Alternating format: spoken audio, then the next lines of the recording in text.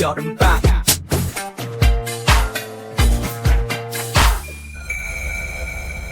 인천광역시 교육청 중등생들 부 여름방학 우주 프로젝트 중등생들 부 똑똑 문정쌤과 함께 국어 성적 올리는 시간입니다. 국어 성적 올리기 제 2탄이고요. 오늘은 선생님과 함께 평시조에서 제대로 평시조에 대해서 제대로 한번 공부해 보도록 하겠습니다. 선생님이 맨 처음에 똑똑 이렇게 인사했는데요. 자, 여기 빨간 문이 있답니다. 이 문은 그냥 평범한 문이 아니에요. 여러분들 마음속에 모두 다 굉장히 소중한 꿈이 있을 텐데요. 이 문은 여러분의 꿈으로 가게 해주는 문이랍니다. 그런데 안타깝게도 이 문이 굳게 닫혀 있는데요. 어떻게 해야지 문이 활짝 열려서 여러분들이 원하는 그 꿈으로 나갈 수가 있을까요? 맞습니다. 바로 선생님이 똑똑 이렇게 인사했던 것처럼 힘차게 똑똑 문을 두드리면 문은 활짝 열릴 거예요. 그런데 선생님 어떻게 두드리는지 모르겠어요. 아니면 혼자 두드리기 너무 겁이 나요. 이러한 친구들 모두 다 오세요. 선생님과 함께 똑똑 힘차게 두드리면 이렇게 문이 활짝 열리게 될 것이고요. 그러면 여러분들의 꿈으로 모두 다 나아갈 수 있을 겁니다. 그럼 오늘도 선생님과 함께 똑똑 이렇게 인사하면서 열심히 공부해 봅시다.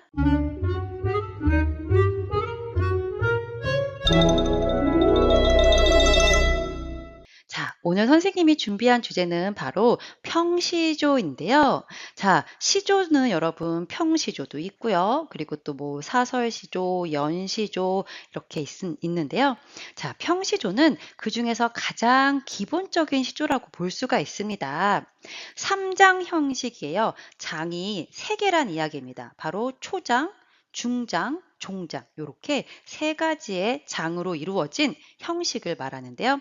가장 기표적이고 기본적이고 대표적인 시조를 우리가 평시조라고 합니다. 자, 일반적으로 여러분 초장은요 3글자, 4글자, 또 3글자 또는 4글자, 4글자 이렇게 3, 4, 3, 4, 또 중장은 3, 4, 4, 3 지금 요거는 글자 수를 이야기합니다. 그리고 또 마지막 종장은 3, 5, 4, 3으로 이루어져 있습니다. 자, 글자 수 여러분 가장 중요한 거 이 종장의 첫 구죠. 그래서 뭐 어즈버라든지 이렇게 3글자로 반드시 맞춰야 한답니다. 이렇게 여러분 평시조는 초장, 중장, 종장 모두 합쳐서 글자 45자 안팎이기 때문에 굉장히 짧습니다. 그리고 각 장은 4음보로 이루어진다라고 했습니다. 이렇게 우리가 네 부분으로 끊어서 읽을 수가 있다라는 말이죠. 3, 4, 3, 4 이런 식으로요. 이제 우리 평시조의 기본적인 형식을 알았습니다. 그러면 실제 작품을 보면서 우리가 또 평시조를 더 깊이 있게 이해해 보도록 하겠습니다. 자, 첫 번째 작품 바로 태산이 높다 하되 양사원입니다. 자, 선생님이랑 같이 한번 살펴보도록 하겠습니다. 태산이 높다 하되 하늘 아래에 외이로다. 자, 태산을 여러분 우리가 생각하고 있는 그러한 산도 되겠지만 실제 눈에 보이는 그러한 산도 있지만 우리가 마음속에 꿈꾸고 있는 어떠한 높은 목표가 그걸 또 태산에 이렇게 빗대어서 표현한 걸 수도 있습니다. 그래서 굉장히 높은 목표가 있는데 그 목표가 높아요. 그런데 아무리 높다 하더라도 그거는 하늘 아래에 있잖아요. 우리가 이렇게 좀 뭔가 할 수 있다라는 거죠. 아무리 높아도 하늘 아래에 있는 산이니까요. 그래서 오르고 또 오르면 못 오를 리 없건만은 자, 아무리 높지만 여러분 내가 올라가야지 그리고 또 올라가야지 계속 이렇게 노력을 하고 있어요. 내가 나의 목표가 있고요. 나의 꿈이 있습니다. 그거를 이루기 위해서 가만히 있는 것이 아니라 꾸준하게 노력을 하고 있죠. 오르고 또 오른다라고 했어요. 그러면 여러분 못 오를 리 없습니다. 당연히 올라갈 수 있습니다. 이렇게 노력과 실천으로 이 세상에 여러분 못할 수 있는 건 아무것도 없답니다. 사람이 제안이 오르고 이렇게 노력하고 실천하면 분명히 그 높은 태산에 다 오를 수 있거든요.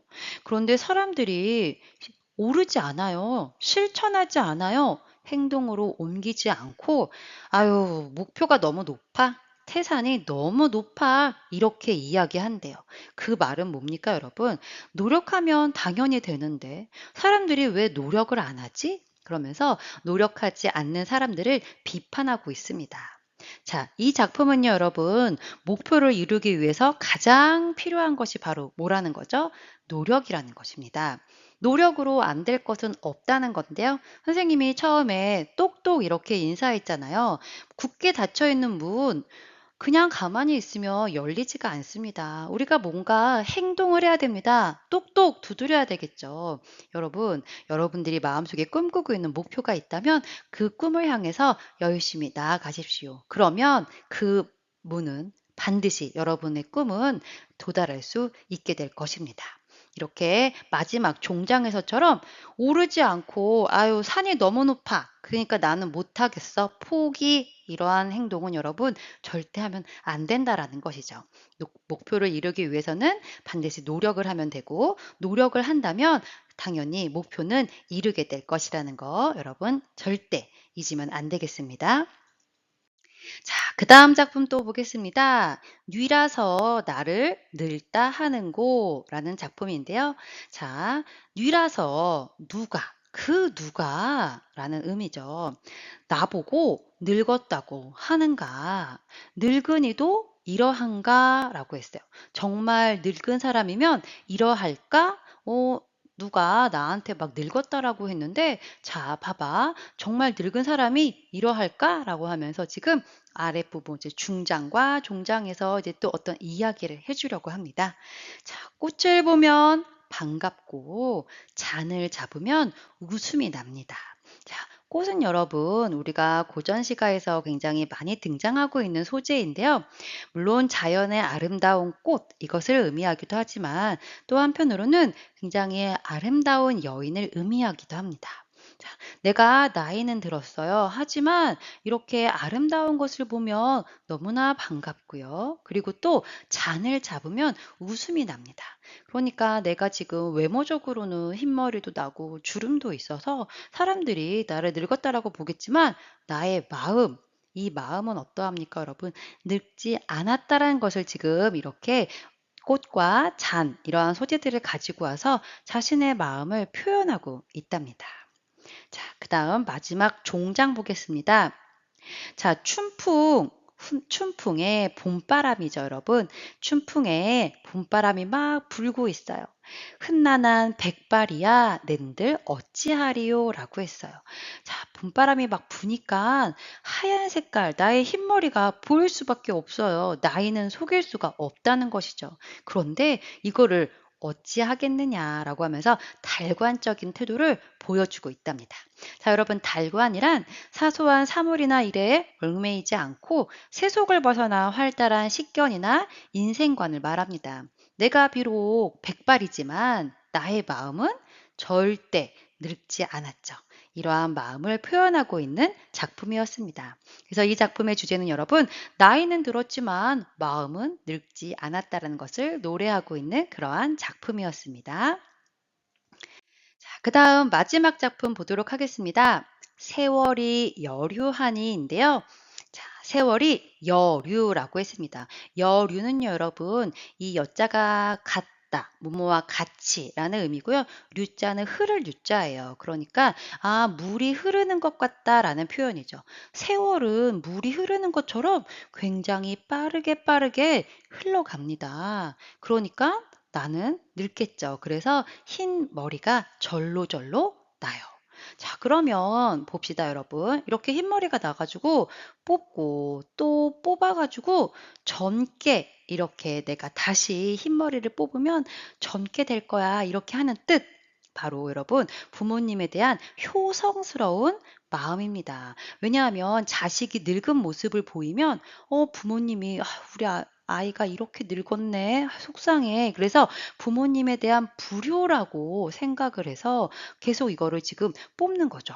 우리 어머니가 보기에 검은색 머리만 볼 수 있게끔요.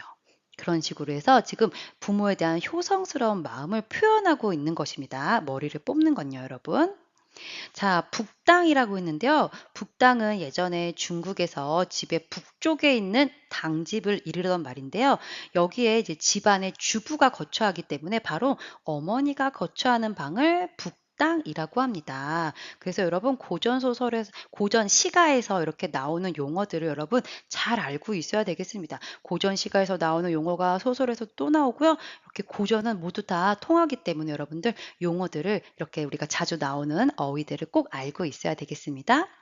자, 그래서 이 북당이라는 거 지금 어머니가 거처하는 방이죠. 어머니가 지금 북당에 침재하세요. 살아 계십니다. 그러니까 내가 두려워하는 거 바로 그를 두려워하노라. 어머니가 늙은 나의 모습을 보고 슬퍼하면 안 되니까 이렇게 내가 부모님에 대해서 효성스러운 마음을 보여주고 있는 어머니에 대한 효심을 노래하고 있는 작품이었습니다. 자, 오늘은 선생님과 함께 이렇게 평시조에 대해서 살펴보았는데요. 시조의 형식에 대해서 살펴보고 구체적인 작품을 통해서 주제를 어떻게 형상하고 있는지 살펴보았습니다. 자, 여러분들 국어 공부하는 거 어렵지 않습니다. 오늘 배운 내용 어렵게 생각하지 말고 여러분 중요했던 어휘들, 내가 몰랐던 단어들이 나왔다라면 꼭 한번 정리하고 다음에 우리가 시험이나 아니면 학교에서 만났을 때 아, 나 이거 배웠던 거야. 아는 내용이야. 이렇게 생각하면서 자신 있게 풀었으면 좋겠습니다.